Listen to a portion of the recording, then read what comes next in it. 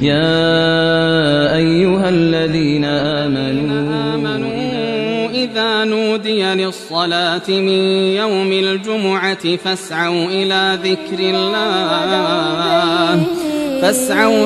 ذكر الله وذروا البيع ذلكم خير لكم إن كنتم تعلمون.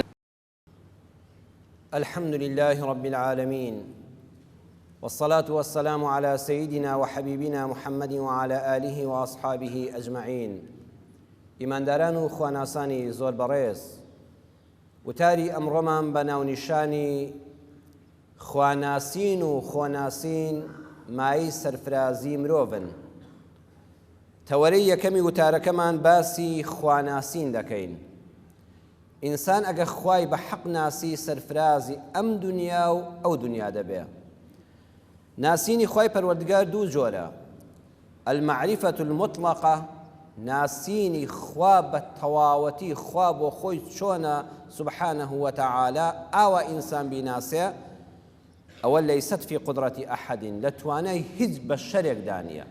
هیچ مرۆڤێک لەم سەرزەویەدا ناتوانێ خوا کە خۆی چۆنە سبحانه وتعالى ئاوا بڵێ خوا دەناسم.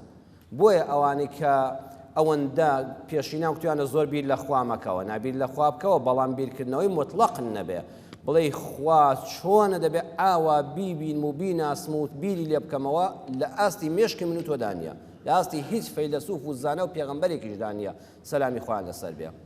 بەڵام ئەوەی کە خوا داوای لێکردوین المعرفة الكافية، ناسینێکی کافی، ئەمەندە بەسە کە خوا بناسی. ناسینە کافیەکە ڕزگارت دەکات، سەرفرازت دەکات لە ئەمە بیر بکەوە. ئەویش خوا لە قورئانە دیاری کردووە. ئەم قورئانە کە کەلامی خوایە پەروەردگار سەیری کردووە، مرۆڤ هەمیشە لە بیری ئەوەدایە کە سەر بۆ ئاسمان هەڵدەبڕێ، کە سەیری زەوی دەکا، کە سەیری جەستەی خۆی دەکا، بیر دەکاتەوە یا دەبێ خوای گیان، دەبێ ئەی کەسێک نەبێ ئەم گردونەی دروست کرد بێ، یعنی ئەمە بە مێشکی هەموو کەسێکا دێ. ئەگە ورد بێەوە یەکەم پرسیار بۆ دێ دەبێت چێ دروستی کرد بێ. تۆ بڵێ هەر لە خۆ دروست بوو بێ، عەقڵ نایبڕێ. ئەم مزگەوتە کەسێ بڵێ هەر لە خۆیەوە بەرد و خشت و بلۆک و گەچ و هەمووی هات و دروست بوو، هیچ کەسێک ئیشی تێدا نەکرد، هەر ئەوە لە پاڵ یەکا دروست بوون، هەر کەسێک قەت ئەمە لێ قبوڵ ناکا، کەواتە دەبێت دروستکەرێک هەبێ. ئەم دروستکەرە هەر ئەوە دروستی کردووە، نەخێر بە ئەو پەڕی جوانی دروستی کردووە، ئەو پەڕی نەخشە سازێکی گەورە بووە، ئەوەندە بە دیقەت دروستی کردووە هیچ خەلەلێ قبوڵ ناکا. ئەوەتانێ خۆر لە شوێنی خۆی بترازێنە، مانگ لە شوێنی خۆی بترازێنە، خولگەکانی زەوی دەستکاری بکە، کاکە هەر چاوت بێنە بیخە پشتی سەرتەوە بزانە دەبێت بە چ مرۆڤێک.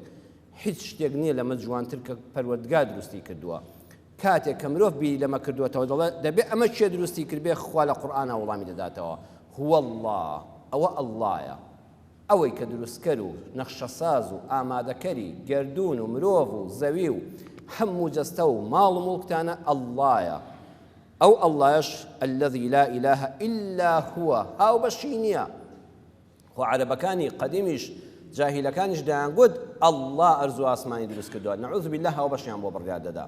خوا فەرمووی لا إله إلا هو، هیچ شتێک شایانی پەرستن نییە لە ئەرز و ئاسماندا، لە گیاندار و بێگیان إلا هو، إلا ئەو ئەڵڵایە نەبێ. عالم الغیب والشهادة، زانایە بە دیار و نادیار. ئەوەی تۆ دەیبینی هەر خوا پێی زانایە، ئەوەی نایبینی پەرداخی ئەو دەبینی، تۆ ظاهری دەبینی، لەژێر میکرۆسکۆپە بە سەدەها شتی کەی تێدایە، خوا ئەوەش ئاگای لێیەتی. ئەوەی کە لە دنیایە خوا ئاگای لێیەتی، ئەوەی لە قیامەتا ڕوودەدا، ئەوەی کە ڕابردووە، ئەوەی کە دادێ، هەمووی پەروەردگار عیلمی پێیەتی. هو الرحمن الرحیم، حتا بڵێ ئەو خوایە بە بەزەی و میهرەبانە. هو الله الذي لا إله إلا هو الملك، أو پەروەردگارە خاوەنی هەموو بوونەوەرە، هەرچی لە بوونەوەرە هەیە خاوەن و موڵکداریەتەکەی هی ئەڵڵایە. القدوس، پاک و بێگەردە لە هەموو نوقسانیەک، پاک و پوخت و بێگەردە و بەو سیفەتەی بەردەوام بوونەوەر بە گشتی و زەوی بە تایبەتی پاک و خاوێن دەکاتەوە. بە سیفەتی القدوس ئەم ژینگەی زەوی و گەردونە پاکە، بەهۆی تیشکی خۆر، بەهۆی سووڕی ئاو لە سروشدا، بەهۆی توێژەکانی زەویەوە کە وەکو فلتەر وان و ئاو دەپاڵێون، بەهۆی جوڵەی باوە، بەهۆی هەزارەها هۆکارەوە خوا ئەم زەوی بۆ پاک و خاوێن ڕاگرتوین. کەواتە هەر کەس ژینگە پارێز بێ، هەر کەس پاراستنی ژینگە بە خەمی خۆی بزانێ، حتا ئەو بەڕێزانی کە جادەکانمان بۆ دەماڵن و خۆڵی ماڵەکانمان دەڕێژن، ئەوە تەجەلای سیفەتی بەرزی ناوی ئەلقودوسیان بەسەرەوەیە، نابێ خۆیان بەکەم بزانن. هەر کەسێ لە خەمی پاراستنی ژینگەدا بێ، خەمی نەمامێک بخوا کە نەشکێ، خەمی دووکەڵێک بێ کە نەچێتە ناو گردوونەوە، ئەم هەوایە پیس نەکا، خەمی سەیرانگایەکی بە کە دەبە ئاوێک دەبینە کۆی دەکاتەوە دەیهێنێ لە شوێنەکە دەنێ بۆی ژینگە پیس نەبێ. سوبحان الله، ئەوە وەکو ئەو کەسەوەیە کە تەسبیحی بەدەستەوەی دایمە دەڵێ یا قودوس یا قودوس. ئەو کە ناسەی لەگەڵ ڕێزمدا ئەو ژینگە پارێزەی کە جادەکان خاوێن دەکاتەوە، ئەوە خوا خۆشی دەوێ، ئەوە لە سیفەتی قودوسیەتی پەروەردگاری بەسەراباریوە. ئەسسەلام، خوایە کە ئاشتی خواز و ئاشتی پەروەرە، ئیسلامەکەی بۆ بەرپاکردنی ئاشتی لە نێوان مرۆڤەکاندا ڕەوان کردووە. هەر کەسێک کە ئاشتی خواز بێ، هەر کەسێک کە حەزی لە ناکۆچی نێوان خەڵک نەبێ، هەر کەسێک قسەی خێر بکە، دوو کەس ئاشکاتەوە، ژن و مێردێک ئاشکاتەوە، ئەوە بەرەکەتی ناوی ئەسسەلامی بەسەراباریوە لەو کاتەدا. خۆت بخەڕیزی ئەو ناوەوە. المؤمن دڵنیا بەخش و هێمنکەرەوەی ناخ و دەرونی ئیماندارانە و سەرجەم بەڵێنەکانی دەباتە سەر. خوا المؤمنە دڵنیامان دەکاتەوە، بە پێغەمبەرەکەی دڵنیامان دەکاتەوە، بە قورئانەکەی دڵنیامان دەکاتەوە، بە خوتبەی جومعە دڵنیامان دەکاتەوە.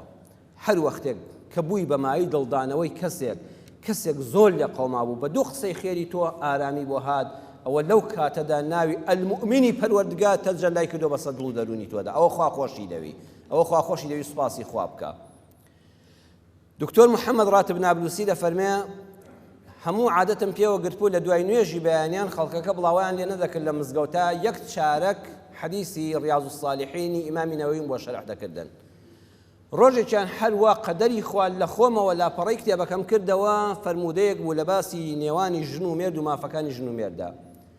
دەرسەکەی من هەموو ڕۆژە چارە جێک بوو، ئەڵێ ئەو ڕۆژە عەجیب قسەم بۆ دەهات. جا بڕواتان بێ بەڕێزان، خوتبەی جومعە، مەوعیزەی ڕەمەزان، ئەمانە نە ئازایەتی و عیلمی مەلای مزگەوتە، نەهی کتێبەکان و سەرچاوەکانە، ئەوە بەس بەرەکەتی ئیلاهیە. من جار هەبووە چوومە سەمین بەر ترساوم لەوەی 10 دقە قسەم بۆ نەکرێ، بابەتەکە ئەوەندە بچووک بووە. 50 دقە قسەم کردووە بۆ خۆم لە ماڵی لێم پرسیەوە نازانم چۆن ئەو قسانە هاتوون. ئەوە هەموو فەیزی ئیلاهیە. ئەگەر دڵەکەت خاوێن بێ لەگەڵ خوادا قسەکان بەرەکەتیان دەکەوێتێ.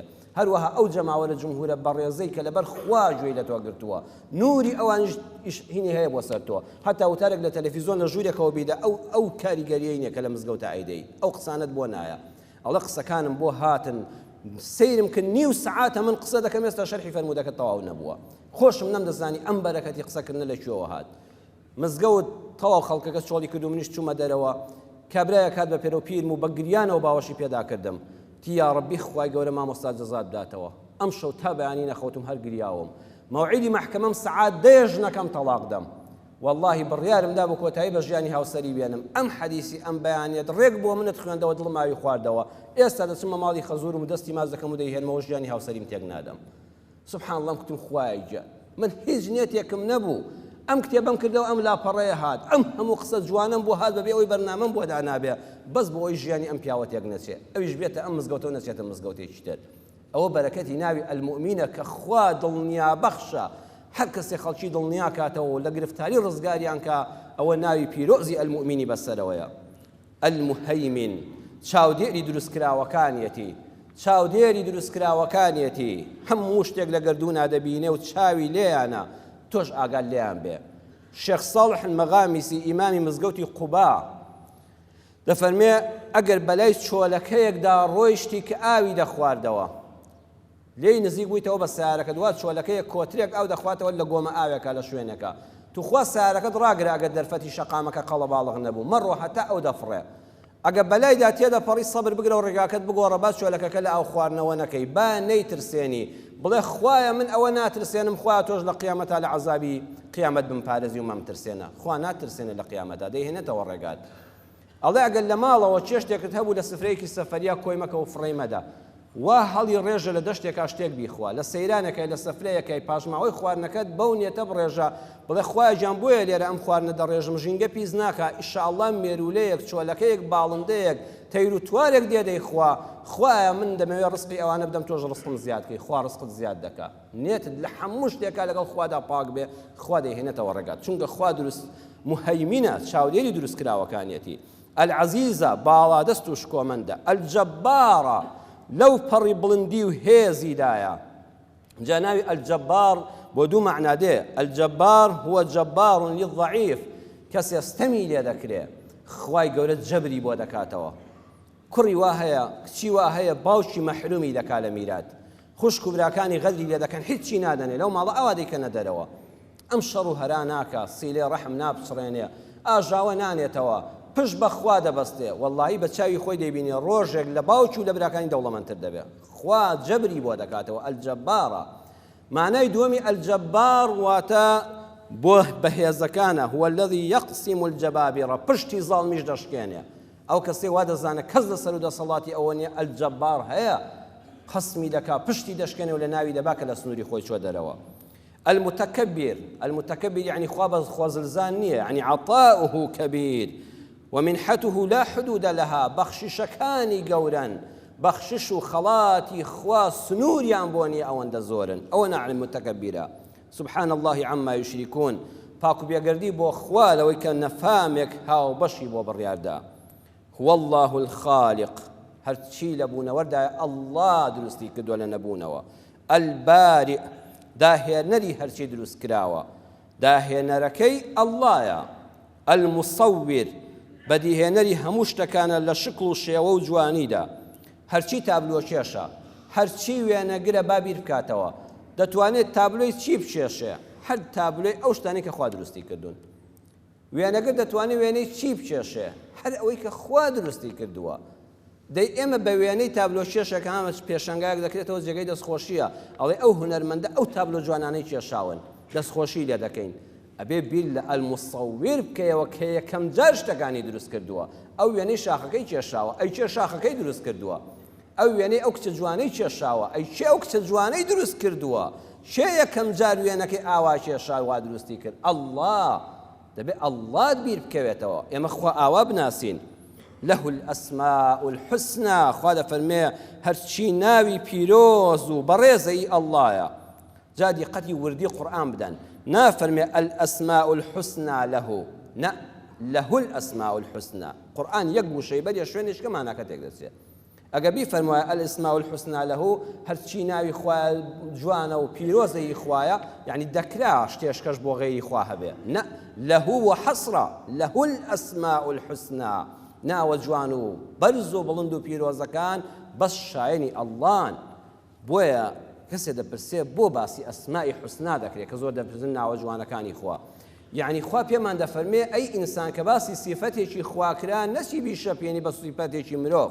بۆ نمونە المنتەقیم، خوا تۆڵە ئەستێنە، کە کتت خوا منتەقیم و تۆڵە ئەستێنە، نەچی بیری تۆڵەکردنەوەی من و تۆت هەبێ لە کەسێک کە دەڵە کە تۆڵەی ڕلێ کردەوە تەڕ ڕوشک بە یەکەوە دەسووتێنێ. ناخواوانیە.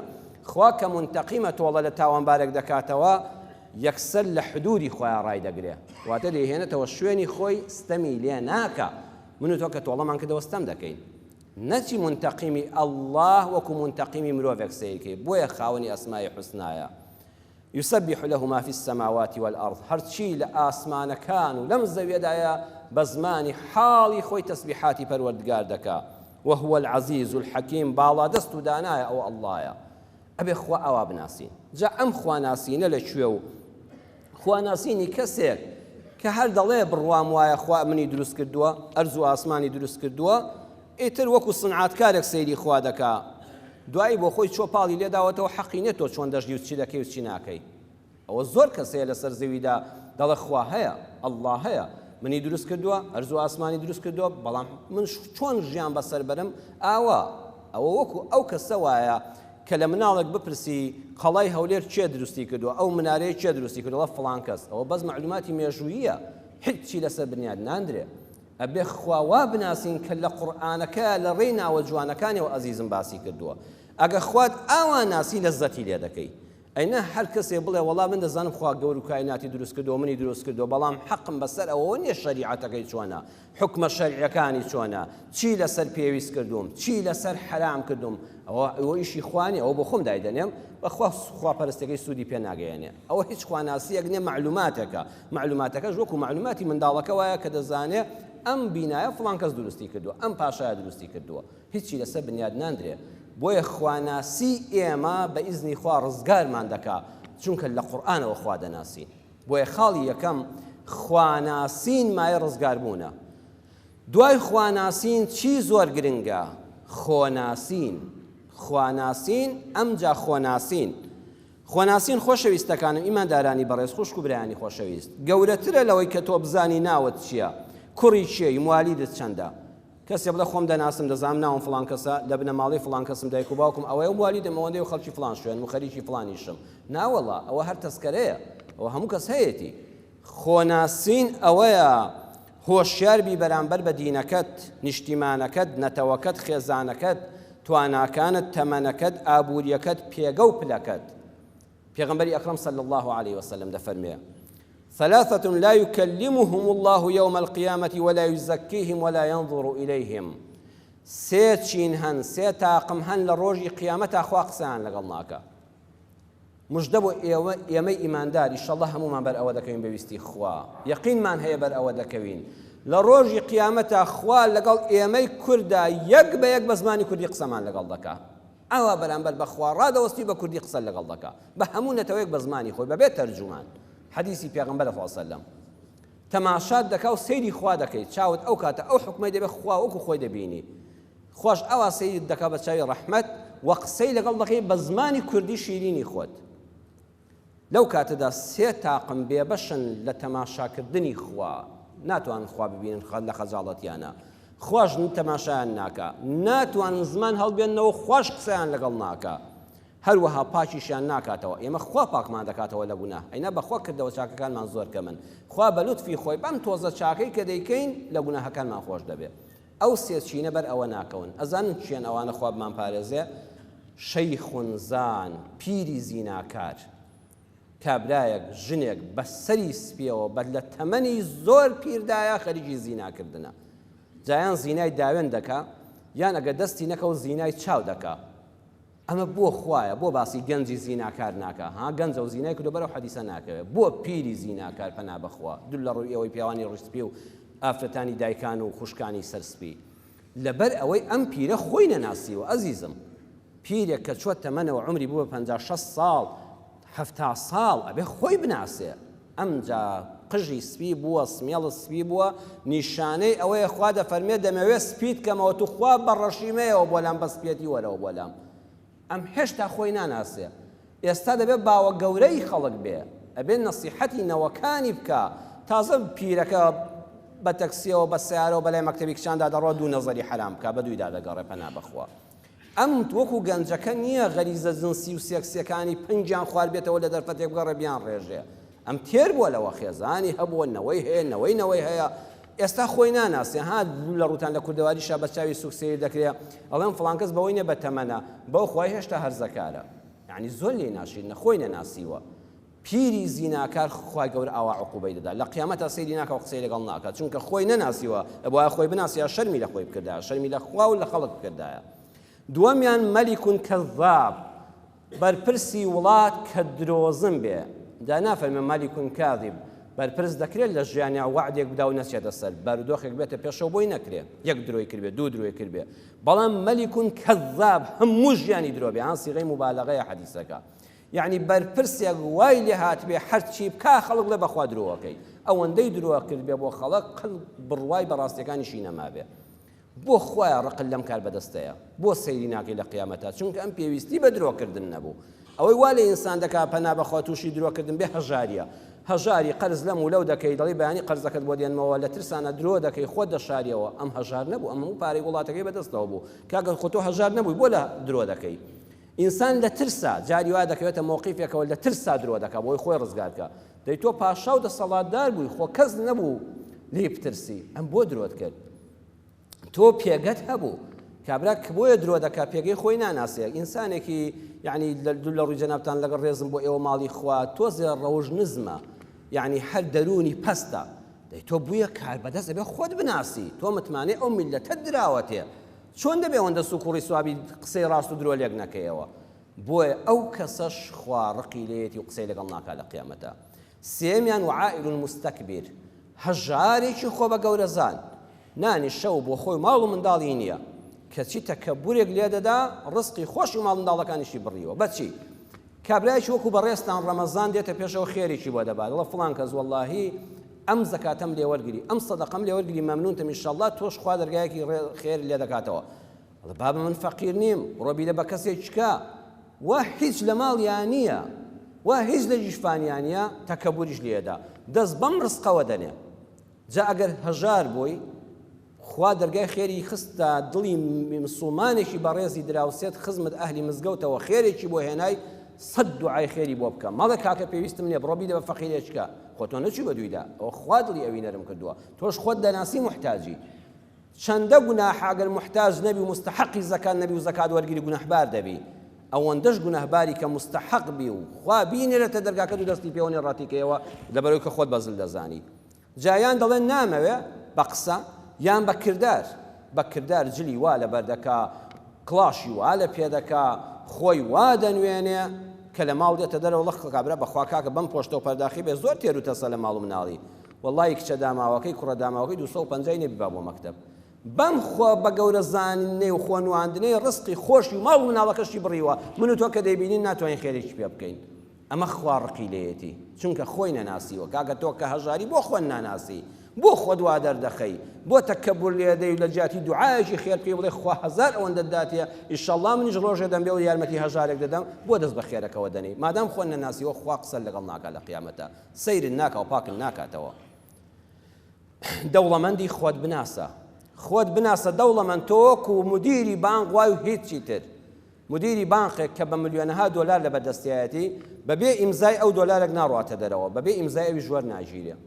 بەڵام ئەوەندەی هەیە ژیانێکی محتەرەمی هەیە کەسایەتیەکی هەیە تێروتەسە لە پۆشتە و پەرداخە و ئۆتۆمبیلی باشی هەیە پێگەیەکی هەیە و چەند خەڵکێک لەبەر دەستی ئیش دەکەن بەڵام ئایا دەکرێ مدیری بانک بڵێ هەرچی پارە لەو بانقەدایە هی منە نەبەخوا ئەگەر وا بڵێ فەسڵی دەکەن هەر دەیگرن وەنەمە دزە ئەی دەوڵەمەند تۆش ئەو پارانەی کە حتا مستحقی بەوەی خۆت و ماڵ و منداڵت بە ژیانێکی پوخت و خاوێن و تێر و تەسەل و خۆشگوزەران بژی بەڵام تو خوا خۆت بناسە بڵێ ئەو ماڵەهی ئەڵڵایە ئەو بانقەی خستوەتە بە دەستی منەوە لێ ببەخشم و وەرگرم و ببەخشم خۆت بە خاوەنە ئەسڵیەکەی مەزانە تۆ هەر مدیرە بانقەکەی باوە قارون لێ نەیە کە دەیگوت ئینەما ئوتیته على علم عندي قارون بەس کلیلی خەزیانەکانی بەس کلیلەکانی باری چەند حوشتر بوون یعنی بە چەند وڵاغ بەس کلیلی قاسەی هەڵنەدەگیرە ئەبێ قاسەکانی چەند بوو بن پارەکانی چەند بوو بن خوا بەوە غەزەبی لێگرت و بە ناخی زەویدا خۆی ماڵەکەی لەناوبەر کە دەیگوت ئەم ماڵێکی خوانیە ئەوەی زیرەکی خۆمە کاکە من لە پارە دروست دەکەم عەقڵی تیجاریم هەیە خۆم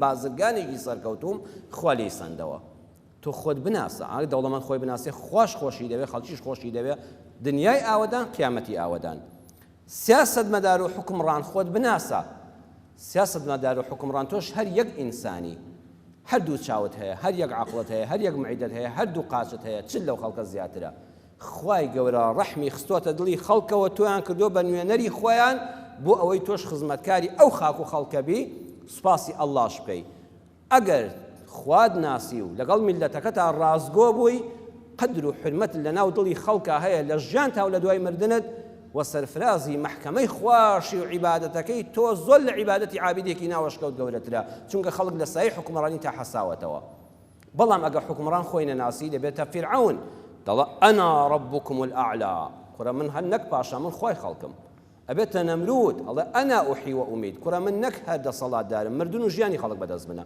حەزم لێ بە ئیعدامت دەکەم حەزم لێ بە ڕزگارت دەکەم کار بەدەستانی بەڕێز تو خوا خۆتان بناسن هەر ڕۆژە سەیری ئاوێنەکەن تۆ چل لەگەڵ ئەو خەڵکە فەرقە تۆ چل لەگەڵ پاکەرەوەیەکی سەرجادە فەرقە سەرۆکی وڵات سەرۆکی حیزب سەرۆکی حکومەت سەرۆکی فڵان بۆ خوای بەس سەیرێکی ئاوێنەکە هیچ چل لەو خەڵکە زیاتر نییە زۆر کەسەیە لە تۆ جوانترە زۆر کەسەیە لە تۆ باڵای بەرزترە زۆر کەسەیە لە تۆ شۆخ و شەنگترە زۆر کەسەیە لە تۆ شادەی باڵاترە بەس خوا ئەمانەتێکی داوەتە دەستی تۆ دڵی ئەو خەڵکەی ڕام کردووە دەنگیان بە تۆ داوە تۆ ئەیان کردووە بە بەرپرسی خۆیان تۆش بڵێ خوای گیان ئەمە ئەمانەتە لەسەر شانی من یا ڕەبی خوای لێم ڕازی بی و کارێک بکەم ئەو خەڵکە لێم ڕازی بێ لەناو دڵی خەڵکا خۆشەویست بم خوایە شەرمەزاری قیامەت نەبم هەموو سەرۆکەکانی دنیا ژیان نامەیانی زۆربیانم خوێندوێتەوە وەڵڵی خوا لە مۆقیفێکا پێی گەیاندون کە ئینسان لەکان بۆ خۆیان جاریەوە شەرم دەکەم بڵێن خوا ئێمە ئەوە ڕزگار کردووە باسی یەک کەستان بۆ دەکەم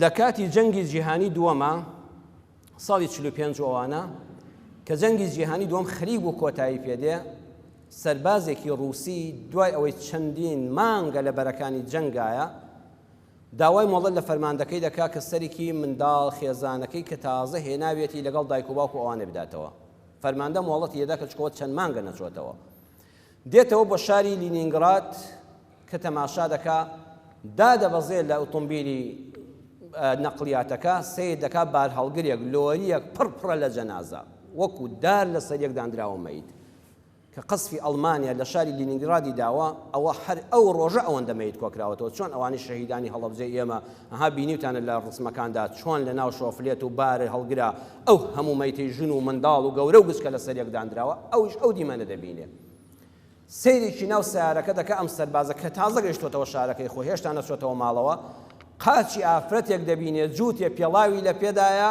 دەڵێ بۆ خوای ئەوە لەو جووتە پێڵاوە دەچێت کە پێشەوەی بڕۆمەوە بۆ سەربازیەکەم بۆ خێزانەکەم کڕی بوو بە دیاری وەڵایە ڕێک لە پێڵاوەکانی ئەو دەچێت ڕادەکاتەوە بۆ ماڵەوە تەکسێک دەگرێت دەچێتەوە بۆ ماڵۆ سێکە خانوەکان ڕووخاوەڵەن وڵا قەسفی تاری ئەڵمانی لێداوە کەستان دەرنەچوە هەموو مردوون بە پەلە دەگەڕێتەوە بۆ لای بار هەڵگرەکە ئەڵێ توخوا ئەو جەنازەیەم بۆ دەرکەن کە ئەو ئافرەتەی کە ئەو جووتە پێڵاوە ژنانی لە پێدایە ئەوە لەوە چێ خێزانی من بێ ئەگە هی من بوو بە گۆڕی بە کۆمەڵی ناسپێرم و لەگەڵ ئەو لێژنە خێزانەدا ناینێژم بە تەنها دەینێژم با جاجا بچمە سەر گۆڕەکەی سەبوودیەکم بۆ بێ زۆرم خۆشویست لە دنیادا نەمتوانی بە جوانی لەگەڵ یا بژم بەهۆی جەنگەوە جەنازەکەی هەر چۆنێ بە بۆ ڕادەکێشن سێدەکە خێزانەکەی خۆیەتی بەهۆی پێڵاوەکانیەوە ناسیوێتیەوە دەری دێنێ و باوەشی پیا دەکا وەکو دوو خۆشەویست زۆر بۆی دەگری کە سنگی بە سنگا دەکا و بیخاتە ناو ئیسعافێکەوە بیبا بۆ گۆڕستان بینێژێ هەست دەکا لێدانێکی دڵی هەیە هەست دەکا دەمارێکی دڵی دەجوڵێتەوە بە پەلە بە ئیسعافەکە دەڵێ بیبە بۆ خەستەخانە ئەم ژنم نەمردووە ئەوە تا دەمارێکی لێدا چەند مانگ لە خەستەخانە دەمێنێتەوە جەنگ کۆتایی پێدێ وڵات ئارامی دەکەوێتەوە ئەم ژنە زیندوو دەبێتەوە سوبحان الله نامرێ و زیندوو دەبێتەوە دوای چەند ساڵێک وەزعی باش دەبێتەوە و مناڵێکیان دەبێت ئەو مناڵە چێ بێ بەڕێزان باشە ئەو مناڵە ڤلادیمیر پۆتینی ئێستای سەرۆکی ڕووسیایە ئەوەی کە ئێستا سەرۆکی ڕووسیایە ئەو مناڵەیە کە لەو دایک و باوکە لە دایک بووە ئەبووە ئێستا سەرۆکی ڕووسیا باشتر خۆی بناسیایە وەکتای من قوربانی جەنگ بووم خەریب و دایکم بە زیندوێتی بمنێن قەدەری خوا ئاوا دایکمی لە مەردن ڕزگار کرد بۆی من بێمە سەر زەوی بەڵام بەداخەوە زۆرجا پشتی زاڵمان دەگرێت زۆرجا قومبەلەکانی ڕووسیا چکارە ساتێکی مرۆیی دەخەنەوە ها سەرکردەکە خۆی نەناسی چەند خراپە وەڵی خۆی بناسیای نیوەی دنیا ئیسلاح دەبوو ئێستا نیوەی دنیا ئیسلاح دەبوو لە بواری ئابووریدا خۆت بناسە مامۆستا هەژاری موکریانی دەفەرمێ باوکم قسەیەکی زۆر جوانی هەبوو دەیگوت ڕۆڵە دەوڵەمەندی ڕەزیل و خەسیس لەگەڵ هەژاری سەخی دەبێ هەردووچیان بۆ بابچیان تەنبیه بکرێن ئەگەر هەژ دەوڵەمەندی و هەتا کاکە بۆ بە ڕەزیلی ڕادەبوێری بۆ ماڵ و مناڵ هیچ خۆشێکی ژیانی پێوە دیار نیە دەبا پێتەوە دیار بێ ئاساری خەڵاتی خوا ئەگەر هەژاری بۆ لاسای دەوڵەمەندەکەیەوە بۆ دەست بڵاوی بۆ دەتەوێت بڵێن سەخی تەبیعەتە ئاهی وایە موچەکەی وەردەگرێت لە داوەتێک هەمووی سەرف دەکا لاسای دەوڵەمەند مەکەوە ئەزیزم کە هەژاری بۆ دەست بڵاو و سەخی تەبیعەتی لە حەدی خۆتا بوەستە ئەگەر دەوڵەمەندی و هەتە بۆ وەکو هەژارێک دەژی ئەبێ هەردووچیان عاقڵ کرێن تەنبیه بکرێن چونکە خۆیان نەناسیوە خۆت بناس ئەگە بوختانت بۆ کرا مادام پاک و بێگەردی مەشڵەژێ هەر جوابیان مەدەوە مەریەمەی پاک داوێن خوشکی بەڕێزم بوختانی بۆ کرا وڵامەکەیەوە بوو ئینی نەزەرت للڕەحمانی سەوما دەمی خۆم دەگرم با بە هیچتان پێ ناڵم حەواڵە بەخوا بن مادەم تۆ خۆت دەناسی ئەمەی پێت کراوە بوختانت بۆ کراوە نەت کردووە خۆت باشترین کەسی کە دەزانی نەت کردووە بڵێ زمانی خۆم دەگرم حەواڵە بەخواتان دەکەم خات و عایشەی خێزانی پێغەمبەری ئەکرەم صلی الله عليه وسلم بوختانی بۆ نەکرا دەفەرمێ ئەوەندە شڵەژا بووم کتم من قسەکەی باوکی یوسف دەکەم وەڵڵی ناوی یعقوب پێغەمبەرم لەبیر چوو بۆەوە وتم ئەو فەرموویەتی فصبر جميل والله المستعان على ما تصفون آرام دەگرم بە ئارامگرتنێکی جوان هیچ دەسەڵاتی کەم نییە بەرامبەر بەو بوختانە قورسەی کە داوێن پیسی درایە پاڵ خێزانە پاکەکەی پێغەمبەری خوا صلی الله علیه وسلم فەرمووی قسەکەی باوکی یوسف دەکەم لە تاوانە ناوی یعقوبم لەبیر چوو بۆەوە تۆش کە خوا نەخواستە لە ژیانە خوا بمانپارێزی بوختانێکت بۆ کرا تەشهیرێکت بۆ کرا مادام خۆت دەناسی کە نەت کردووە بێم نەدبە حەواڵە بەخوای کە ڕۆژێ ئەوانە بوختانچەکان ڕیسوا دەبن تۆ خۆت مەشڵەژێنە خۆت مەکوژە خۆت لە ناو مەبە بە خەفەتە لە ماڵەوە خۆت سجن مەکە مادام خۆت دەناسی پاکی وەکو ئەو دوو پاکە خوا بەریەت دەکا ئینشاء الله خۆت بناسە کارێکت پێ نەکرا لە ئەستۆی مەگرە، چونکە هەر کەسێک ئیشێک لە ئەستۆ بگرێ کە پێی ناکرێت سێ تاوانی کردووە. تاوانی بەرامبەر بە خۆی کردو خۆی خەسار کردووە، چونکە هەر یەکێک لەم سەر زەویەدا بەڕێزان هەمومان دەتوانین کلێنێکی باش لەم کۆمەڵگایەدا بگرین. هیچ کەسێک نییە بەخوا نەتوانێت ئیشێکی باش بکە، نەتوانێت ئەندامێکی کارای ناو کۆمەڵگا بێ. بەڵام ئەو ئیشەی کە بە تۆ ناکرێ وەرتگری یەکەم ستەم لە خۆتت کردووە. من ئێستا چم کاری سیاسی بکەم یەکەم ستەم لە خۆمم کردووە. توخوا وتارێکی سەر ئەم مینبەرەکە ئەم دەم و چاو مبارەکانە بە دیاریەوە دادەنیشن، توخوا هەزار پەرلەمانتاری وەزیری نایەنێ کەواتە گەوازم لە مینبەرەکە هێنا چون بوومە سیاسەتمەدار یەکەم ستەم لە خۆمم کردووە. یەکەم ستەم لە خۆم کردو ئەو ئیشێکە خوا پێ ڕەوابینی بووم بە خۆم ڕەوا نەبینی، وازم لە ئیشەکەی خۆم هێنا ستەم لە خۆم کرد. دووەم ستەمم لە ئیشەکە کرد. ئەو کەسێ ئیشێک وەردەگرێت دەزانێت پێی ناکرێت خۆی دەناسێت ئەمە ئیشیەوە نییە، ستەمی لە ئیشەکە کرد ئیشەکەش زایع دەبێت بەو ناکرێت. سێەم ستەمی لە کەسێشکەی مستەحەق کرد کە کەسێک هەبوو شیانی ئەو ئیشە بێ و بەڵام ئەویشی لابرد نەیهێش فڵان کەسیش بیکە چۆ شوێنەکەی گرت، ستەمی لە خۆی کرد، ستەمی لە ئیشەکە کرد، ستەمی لە مستەحەقێکیش کرد کە ئیشەکەی باش پێ دەکرا بەڵام نەیهێش بیکە. هەها سێستەمی کرد. ئەگە پێت کرا داوای بکە قەی ناکە. حەزرەتی یوسف کە زانی میسر لە خەتەرایە، خوای گەورە خەوێکی خستۆتە پاشای میسرەوە و تەویلەکەی بەم سپێردراوە، نەیفەرموو بەخوا من لەم پۆستە ڕادەکەم، نا فەرمووی ئینی حەفیظ عەلیم، من هەم پارێزگارم زۆر بە ئەمانەتەوە کار جێبەجێ دەکەم، هەم لێزانیشم داوای بکە بڵێ من ئەگەر نەیکەم تاوانبارم چونکە نەژانێک دەیکە. ئەگە زانیت پێ دەکرێت داوای بکە لەبەری ڕامەکە، ئەگە زانیت خۆت دەناسی و ئیشەکەت پێ ناکرێت هەر لەبەر معاش و موچە و حیمایەکە بەدووی مەکەوە، چونکە خۆت زایع دەکەی ئیشێکی باشترت پێ دەکرا لە کۆمەڵگادا، ئیشەکەش زایع دەبێ خەڵک دەفەوتێ. سێم کەسێکی مستەحەقش بەهۆی تۆ لەو پۆستە دوورخرایەوە کە دەبوو ئەو لەوێ دانیشێ، بەڵام تۆ توێ شوێنەکە و ئەویان دەرکرد لەبەرەوە ئەم کارە مەکە. حەزرەتی عایشە دایشی ئیمانداران لە پێغەمبەری خوای پرسی صلی الله علیه وسلم متى يعرف الإنسان ربه، ئەی پێغەمبەری خوا کەی ئینسان خوای خۆی باش دەناسێ؟ فەرمووی ئیذا عرف نفسه، هەر وەختێک باش خۆی ناسی. یعنی هەر کەسێک خۆی باش بناسێ خوش دەناسێ، هەر کەسێک خۆی نەناسی خوش ناناسێ. بۆیە وتارەکەم ناونا خواناسین و خۆناسین مای سەرفرازی مرۆڤن. حکمە شەرعیەکان بە پێی ناسینی خۆت ئەزیزم دەگۆڕێ، با فتواکەش گشتی بێ. وەکو خۆناسین لە شت دۆزینەوەدا، کەسێک بە ڕێگایەکە دەڕوا سەیرێکە $100 کەوتووە، پارچەیەک زێڕ کەوتووە، جانتایەک کەوتووە پڕە لە ئەوراق و شتی خەڵک. لەم کاتەدا دەبێت تۆ سەیری خۆت کەی. من تۆ ناناسم، تۆ خۆت دەناسی. ئەگەم متمانت بە خۆت هەبوو، پیاوێکی ئەمیندار و دەستپاک و دڵسۆزی و یەقینت هەبوو فلسێک لەو پارەیە ناخۆی بەدووی خاوەنیدا دەگەڕێی، واجبە هەڵی گریەوە، گوناحباریەکە هەڵی نەگریەوە، چونکە گە تۆ هەڵی نەگریەوە ڕەن بێ حرامخۆرێک هەڵی گرێتەوە بیخوا. مەڵێ بە قورئانەوە ئاگرە، نا ئاگر نییە، بۆ تۆ واجبە هەڵی گریەوە، چونکە خۆت دەناسی چەند پاکی، خۆت دەناسی چەند بە قەناعەتی و ماڵی خەڵک ناخۆی، وەریگرە هەڵی گرەوە بەدووی خاوەنەکەی بگەڕێ تا ساڵێک پارێزگاری بکە بەبێ حکمە شەرعیەکان. ئەگە خۆت دەناسی هەر چاوت بەو $100 کەوت و نەفست بەرامبەری ئارامی نەدەگرێت، دەگو بەخوا 50 لێ دەخۆم، دەستی بۆ مەبە، دەستی بۆ مەبە، تۆ خۆت دەناسی حرامە تۆ هەڵی گریەوە، با ئەمیندارێک لە دوای تۆ هەڵی گرێتەوە کە دێداتەوە دەست خاوەنەکەی. چاو لێ حەشت دۆزینەوەیە بە پێی ناسوونی خۆت بۆ خۆت، ئەمە نە پۆلیس و ناسایش و نەمەلا دیاری ناکە، خۆت نەفسی خۆت دەناسی. بۆ یەکێک واجبە هەڵی گرێ، بۆ یەکێک حرامە هەڵی گرێ. خۆناسین زۆر ئەساسە. لە ڕۆژوودا نەخۆشێکمان هەیە، دوو نەخۆش دەچن لە دکتۆرێک بە پێی زانستی بەڕێزی دکتۆری پزیشکەکە دەڵێ کاکە ئێوە نابێ بە ڕۆژوو بن.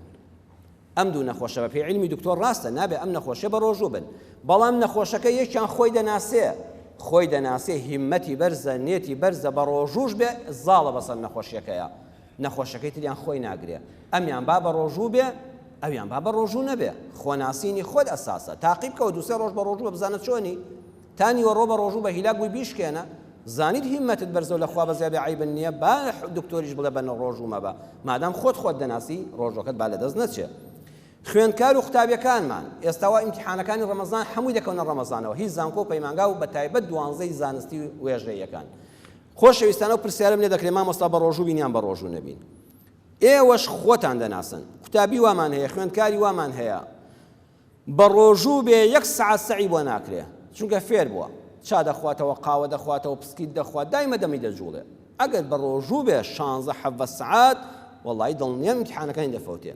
کاکە تۆ بە ڕۆژوو مەبە تۆ خۆت دەناسی کە دەبێت دایمەت بەبەت بجوڵێ یان تەلەبەی وا هەیە بەس بە ڕۆژە سەعی بۆ دەکرێت شەو دەخەوێ دەی تۆمە 16 سعات بە زمانی بە ڕۆژەوە نەشخەوی ئێتر چۆن سەعی دەکرێت عوزرێکی شەرعیت هەیە نێتت هەبێ بە ئیزنی خوا بە سەرکەوتوی لە ئیمتیحانەکانە دەرچی و لە ساڵ نەگاتەوە ڕەمەزانی داهاتوو وردە و دەبیانگرەوە قوتابیەکی کەشمان هەیە هەل لەو بەشەدایە لەو زانکۆیە و لەو شەشەیە خوا ڕەحمی پێکردو بەس بە شەوان سەعی دەکات ڕۆژێ هەر نووسووە دەی تۆ کە هەر خەوتبی بە ڕۆژوو بی و یان بە ڕۆژوو نەبی هەر خەوتبی چ فەرقی هەیە هەر شەو سەعی دەکەی وەڵا بە ڕۆژوو بە یان هیممەتی بەرزە قوتابی وا هەیە سەعیش دەکات تا ئێوارە دوو پەرداغا و ناخواتەوە دڵێت دوو پەرداغش هەر ناخۆم خۆ من هیچ ناخۆم لە ڕۆژەکەیە قەناعەتی هەیە نەفسی خۆی گرتووە ئەمیان با بە ڕۆژوو بێ کەواتە قوتابی خوێندکاری بەڕێ سەیری خۆت کە سەیری بارودۆخی خۆت کە و فتوا وەرگرە بۆ هەندێک عوزرە بە ڕۆژوو مەبە بۆ هەندێک بە ڕۆژوو بە ناسینی خۆت بۆ خۆت بڕیار دەدا بۆ سەفەری ژوایە تۆ دەچی بۆ سەفەرێک هەیە هیممەتی بەرزە لە سلێمانی و دێتە هەولێر دەشتێتەوە هەر بە خیاڵیشیانایە هەیە تا کەس نەزان بچێ ئەژنۆی دەشکێ بزانە خۆت تا چ ڕادەیە هیلاک بووی لە سەفەرە بیشکێنە هیلاک نەبووی بیگرە کۆتا خاڵ کە زۆر گرنگە ڕوونی کەمەوە خوێندکار لە کاتی ئیمتیحاندا کە تووشی قەلەقی و شڵەژان دەبێ و ئەوەی لە ماڵەوە لەبەری بوو ئاسان بوو لە لای هەمووی بیر دەچێتەوە چەند ڕۆژان ئەم پرسیارم لێ دەکەم مامۆستا وەڵی هەمووم لەبەرە هەمووی دەزانم کە دەچمە سەر ئەو وەرەقەی ئیمتیحانە مێشکم جام دەبێ هیچم لەبیر نییە دێمەوە ماڵەوە هەموو لەبیر دێتەوە ئەمەش بەڕێزان هۆکارەکەی ئەوەیە خۆتت باش نەناسیوە کە خۆت ناسی زیرەکی لەبەرتە ئیمتیحانیش هەر وەک شتی کە ئاساییە بەخوا ئەو دەرسەی ڕۆژانی ئیمتیحانت تیاکردو لێ مامۆستاکەی خۆت باش بووی لە بەکەلۆریە هەر ئەوەیە لە زانکۆ لە قۆناغی کۆتاییە هەر ئەوەیە لە دەرەوە شتێک نایەتەوە غەیری ئەوە خۆت بناسە ئیمانت بە خۆت بێ ئاسان دەبێ دکتۆر کەریم قەلەستانی پسپۆڕی دەرونی قسەیەکی زۆر جوانی هەیە دەڵێ ترسی ئیمتیحان نمونەکەی وەکو شتێک دێنێتەوە ئەڵە چوونە وڵاتان لە تورکیا ئەوانە لە بەردەمی مزگەوتەکانە بە سەدان کۆتر دێ گەنم و خواردنیان بۆ ڕۆکردون ئەو هەموو خەڵکە دەڕوا بەلایاندا دەست بە سەریاندا دێنە دەست لە باڵیان دەدا کۆترێک نافڕێ ئەمینە بەڵام لەو کاتەدا پشتی لە شێویەک بێنە بەڕڵای ناو کۆترانەیکە یەک کۆتر لەو ناوە نامێنە کە چاویان بە پشیلەکە کەوت کە پشیلەکەت گرتە وڵات بێت کۆترەکان دێنەوە شوێنی خۆیان ئەڵێ ترس و قەلەقی کاتی ئیمتیحان زیرەکی وەکو ئەو کۆترەوەیە معلومات وەکو کۆترەکەوایە کاتی عیبت نییە و لە هیچ ناترسی ئامادەیە و ئیشی خۆی دەکات ترس و قەلەقی و خوانە ناسین وەکو پشیلەکەوایە کە هات هەموو ڕادەکەن هات لە ئیمتیحان هیچ لەبیر نەماوە کە هاتوویە دەرەوە لە ئیمتیحان پشیلەکە ڕۆیشتووە معلوماتەکە هاتووەتەوە شوێنی خۆی خۆت بناسە ئەزیزەکەم زۆر بەهێمنی بچۆ ئیمتیحانەوە وەڵڵا کاکە تەلەڤیزۆنیش سیرکە کوڕە بڕۆ گۆڵێنێکیش بکە ئێمە هەموو بە منداڵەکانمان دڵین دەبێت موبایل کوژێنەوە دەبێت تەلەڤیزۆن سیر نەکەی دەبێت سەردان نەکەی دەبێت کەس نەبینی نەچە پارچێک ئەمە ئەوەندەی کە ترسەکان لا قورس دەکەین شتەکان بەڵام لە سنووری ئاسایی نەترازێن جاران دوو سعاسی تەلەڤیزۆنت دەکرد ئێستا چارەجێک 20 دقەسەی فیلمێکی کورتکە سەی دەنگ و باسێک کە بابێ ئاگانەبی لە دنیادا چۆ بە خێراتنی میوانێکیش بکە چارەجێ بچۆ ماڵی خوشکەکەشت نیو سعات چۆ فڵان پارکی شەوایەکی پاکی شەڵمژە ڕۆژی ئیمتیحانیش پشت بەخوا ببەستەوە بزانە هیچ ڕووی نەداوە ئەو معلوماتی هەمە لەم کتێبە دەیگوازمەوە سەر ئەم وەرەقەیە خۆتن ناسیوە ئەو خۆ ناسینە سەرکەوتوت دەکا بەڵام وەڵی کە خۆت نەناسی وازانی تۆ کەسێکنی لە ئاستی ئەم ئیمتیحانەدابی ئەوە هەموو معلوماتەکەشت لەبەر بێ وەکو کۆترەکە چاوی بە پشیلەکە و تۆ معلوماتەکانت دەڕۆن ومێدەوارم کە ئینشاءڵڵا هەمومان قوتابیەکانمان بە ئیزنی خوا دوعای خێریان زۆر بۆ بکەن کاتەکەیان زۆر ناسکە بە بەرەکەتی مانگی پڕ بەرەکەتی ڕەمەزان کە لە هەفتەی داهاتوو لە خزمەتیا دەبین ئینشاءڵڵا هەمویان سەرکەوتوو دەبن بۆ زلوفی کوردستانیش دەستە مەسایلی سیاسی حەز ناکەم زۆر قسە بکەم